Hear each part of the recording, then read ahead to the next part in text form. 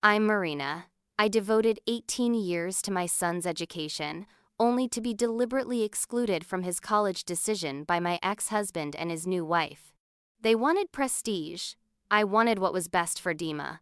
When they went behind my back to commit him to a school he didn't even want, I withdrew my college fund. Their perfect plan collapsed, but I gave my son what he truly needed: freedom to choose his own path. I remember the exact moment I realized I'd become invisible in my own son's life. The text arrived on a Thursday afternoon while I was reorganizing student papers in my classroom. Beyond the window, April sunshine streamed across the empty desks, creating long shadows that seemed to point accusingly at my phone. Just wanted to let you know we've made the decision. Dima will be attending Princeton in the fall. Victor has connections there that will serve him well. No need to worry about the paperwork. Thanks for your understanding. The message was from Natasha, my ex-husband's wife of 5 years. No discussion, no consideration. Just a notification about my son-me-only chill delivered with the clinical detachment of a weather update. I set the phone down on my desk, my hand trembling slightly. This wasn't about Princeton, this was about the we that no longer included me. Somehow, in the years since the divorce, I had been systematically edited out of the most important decisions in my son's life. Victor had always been obsessed with status: the right address, the right car, the right connections. When we were married, it was exhausting. After we divorced, it became weaponized. Natasha, with her executive position and socialite friends, fit perfectly into the narrative he wanted to craft. I was the literature teacher who lived in a modest townhouse and drove a 10-year-old Honda. In their story, I was a footnote, not a chapter. But I was the one who had stayed up late helping Dima with essays. I was the one who drove him to debate tournaments and tennis matches. I was the one who managed his dyslexia diagnosis and found the right tutors when Victor was too busy to participate. And I was the one who had been saving for his college education since the day he was born. The college fund was substantial, $287,000 to be exact. While Victor contributed to child support as legally required, I had been the one obsessively setting aside money from every paycheck, taking extra summer teaching positions and investing carefully. Victor knew about the fund but had always treated it as an assumed resource, never acknowledging the sacrifices that built it. I picked up my phone again and stared at Natasha's message, reading between the perfectly punctuated lines. We've made the decision, not Dima, not with my input. They had decided. I called my son immediately. When he didn't answer, I texted, "Can we talk about Princeton?" 3 dots appeared, disappeared, then reappeared. Finally, Dad says it's all set. Don't worry about it. Don't worry about it. The same dismissive phrase Natasha had used. My stomach tightened. This wasn't Dima's voice. These weren't his words. I tried again. Are you happy with Princeton? I thought NYU's film program was your top choice. Another long pause. Princeton is prestigious. Dad says film can be a hobby. Something cold settled in my chest. Dima had been passionate about filmmaking since he was 12. His application to NYU had been a masterpiece of determination, a portfolio that showcased not just talent but the kind of raw, emotional storytelling that made me certain he had found his calling. But Victor had always dismissed it. Filmmakers are either starving or lucky, Marina. Our son will have a real career. I set my phone down and looked around my empty classroom.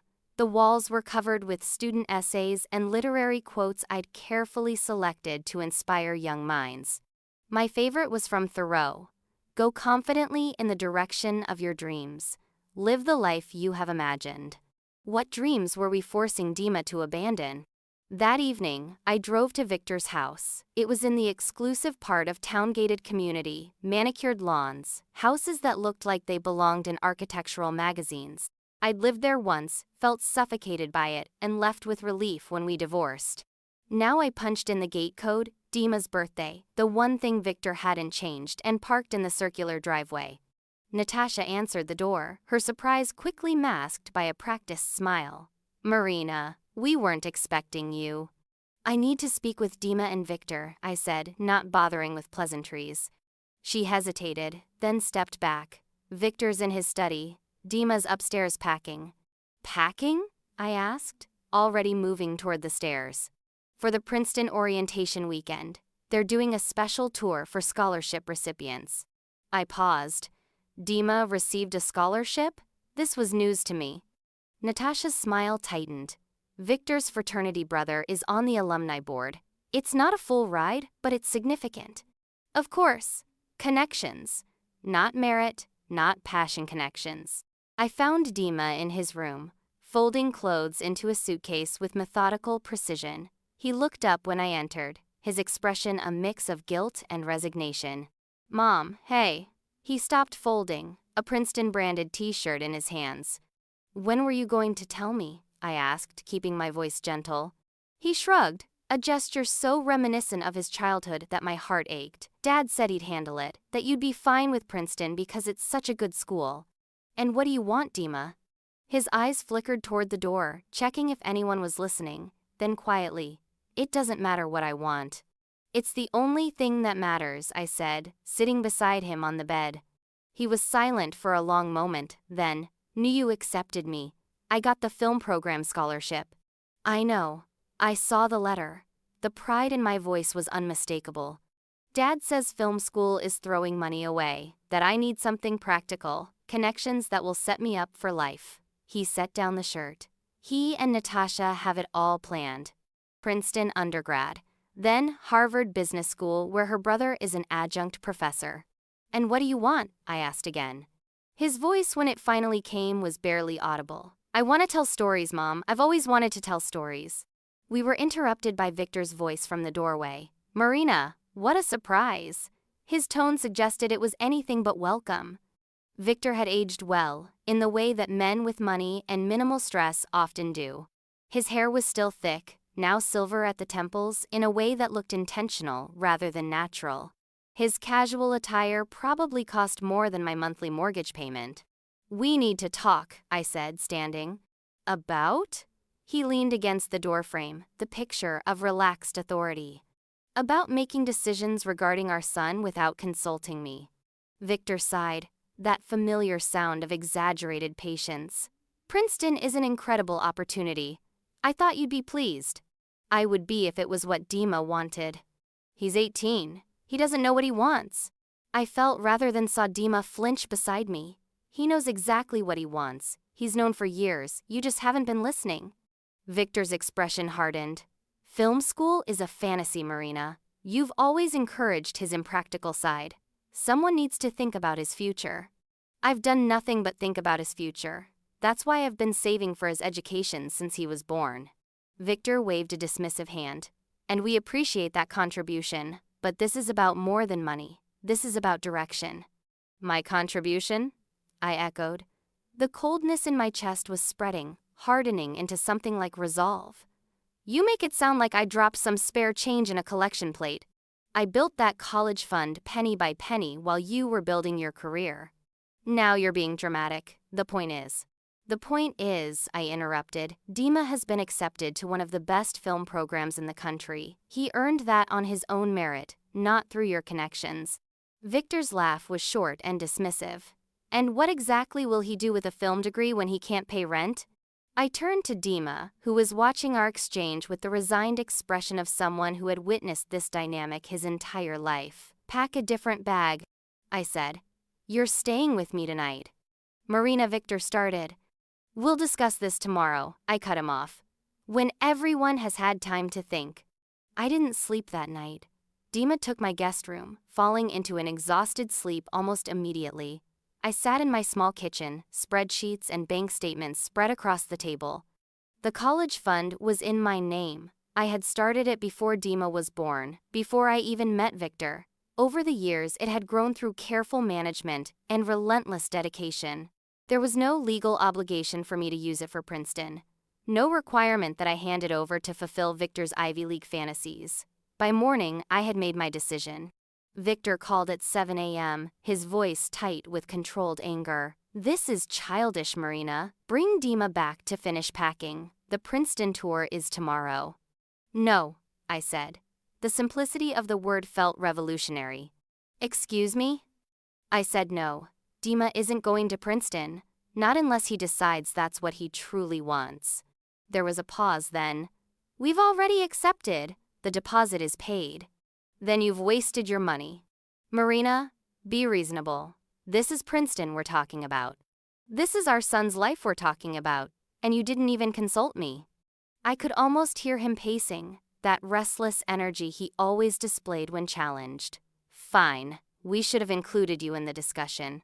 I apologize, but the decision is made. The college fund. The college fund, I said calmly, will only be used for a school Dima chooses, without pressure, without manipulation. You can't do that. I can and I will. There was a long silence. Then, with dangerous softness, Marina, don't make me take this to court. On what grounds, Victor? The fund is in my name. I've been the sole contributor for 18 years. You've never put a dime into it beyond your court-ordered child support. Another silence, longer this time. This isn't about the money. No, I agreed. It's about control. It always has been. I ended the call before he could respond. When Dima came downstairs, I had coffee waiting. He looked tired but somehow lighter, as if some invisible weight had shifted during the night. Dad called, he said. It wasn't a question. Yes. He's angry. Yes. Dima nodded, taking a sip of coffee. What happens now? I pushed a folder across the table. Inside was the NYU acceptance letter, the scholarship offer, and a printout of his housing options. Now you decide. Not your father, not me. You. His hand trembled slightly as he opened the folder. And the money? The college fund is for your education, Dima. Wherever you choose to pursue it, it always has been. He looked up, his eyes so like mine suddenly bright with unshed tears. I thought I didn't have a choice. You always have a choice, I said softly. Always. The next 24 hours were a hurricane of texts, calls, and finally, legal threats. Victor oscillated between rage and manipulation. Natasha sent long, carefully worded messages about family unity and Dima's best interests. I stopped responding after the third threat of legal action. On Saturday morning, as Victor and Natasha were presumably attending the Princeton tour without Dima, my son and I drove to New York. The NYU Film School had arranged a special visit when I called to explain the situation. As we walked across Washington Square Park, Dima's face was transformed by a kind of wondering joy I hadn't seen since he was small. The professor who met USA woman with bright eyes and a filmmaker's observant gaze spoke directly to Dima, asking about his influences, his vision, his stories. She didn't once mention prestige, or connections, or practical backup plans. She talked about craft and passion and the hard work of creating something meaningful. Afterward, sitting at a small cafe near campus, Dima looked at me with absolute clarity. This is where I belong, Mom. And just like that, 18 years of saving, of sacrifice, of determined planning crystallized into something pure and right. This was why I had built the fun knot for Victor's bragging rights, not for Natasha's social climbing, but for this moment of certainty in my son's eyes. The legal threats never materialized. Victor's lawyer must have informed him that he had no claim to the college fund. The emotional warfare, however, continued. There were tear-filled calls from Natasha about family responsibility, tense messages from Victor about throwing away opportunities. Even calls from Victor's parents, who had barely acknowledged Dima's existence before Princeton entered the picture. Through it all, Dima remained resolute, his confidence growing daily as he prepared for NYU. He returned to Victor's house to collect his belongings, enduring what he later described as an intervention about my future. He left with his essential items and the quiet dignity of someone who had found his compass. 3 weeks later, I received a formal-looking envelope from Princeton. Inside was a bill for the enrollment deposit and first semester housing, $14,300, with a note from Victor. Since you've derailed the Princeton plan, you can reimburse me for these non-refundable costs. I placed the bill in my drawer without responding. The weekend before Dima left for NYU, we had dinner at my favorite local restaurant, nothing fancy, just good food and better conversation. As we lingered over dessert, Dima said, "Dad still thinks I'm making a mistake." "I know. He says I'll regret not having the Princeton network." I considered this. Maybe. But I think you'd regret more never knowing if you could have made it as a filmmaker. Dima nodded, pushing his dessert around thoughtfully. He tried to convince me that I could transfer to Princeton next year, that I should just try NYU for a semester to get it out of my system. Of course he had. Victor never accepted defeat easily. And what did you say? I asked. Dima smiled a real smile, not the careful one he'd perfected over years of navigating his father's expectations. I told him I'd rather fail at something I love than succeed at something that makes me miserable. Pride swept through me with such force it nearly took my breath away. When did you get so wise? I had a good teacher, he said, reaching across the table to squeeze my hand. That night, I removed Victor's bill from my drawer and wrote across it in red ink. Investment redirected to actual education. I never sent it, but the act itself felt like closing a chapter. The day we moved Dima into his NYU dorm was chaotic, emotional, and perfect. His roommate was another film student, their room quickly transformed by movie posters and equipment. As I prepared to leave, Dima hugged me so tightly I felt the years collapse. He was 5, 10, 15, 18, all at once. Thank you, he whispered, for believing in me. Always, I promised. On the drive home, alone with my thoughts, I realized something profound. In trying to control Dima's future, Victor had actually been trying to rewrite his own past to create the pedigree and connections he had always coveted. But in letting Dima choose his path, I had given him something far more valuable than any Ivy League degree: the freedom to become himself. I've never regretted withdrawing the Princeton money, not for a single moment. Victor eventually stopped asking about reimbursement, though his disappointment lingered like a shadow in every interaction. Natasha, to her credit, made peace with the situation faster than expected, occasionally even asking genuine questions about Dima's film projects. As for me, I found an unexpected liberation in standing my ground. The college fund, now being steadily depleted for a purpose that honors its creation, represents not just financial planning but a kind of faith in my son, in his dreams, and in the power of choosing one's own path. Dima is thriving at NYU. His first short film was selected for a student showcase. He calls often, his voice alive with stories and ideas and the particular joy of someone who is exactly where they're meant to be. Sometimes I think about that text from Natasha, so dismissive and confident. We've made the decision. They thought they had the final word, that my role was simply to provide the money and stay quietly in the background. They were wrong. In the end, the most important investment wasn't the college fund. It was teaching my son that his voice matters. That authenticity trumps prestige.